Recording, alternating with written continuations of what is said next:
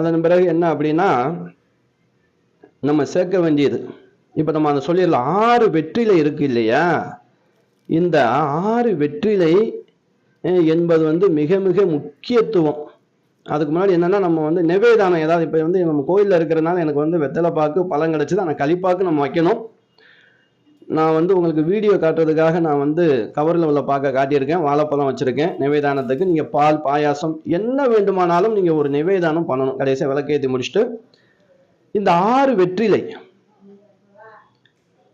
அதில் எடுத்தோம் இல்லையா, அந்த காம்பை நம்ம வேஸ்ட் பண்ணிடக்கூடாதுன்னு அகல்லே நீங்கள் போட்டு வைக்கலாம். அந்த காம்பை அகல்லே நீங்கள் போட்டு வைக்கலாம். விளக்கு ஏற்றும் போது அதில் வந்து சுத்தமான நெய் அல்லது எண்ணெய். இப்போ எங்கள் கோயிலில் எண்ணெய் நல்லெண்ணெய், சுத்தமாக நல்லெண்ணெய் இருந்துச்சு, அந்த நல்லெண்ணெய் தான் நான் யூஸ் பண்ணியிருக்கேன்.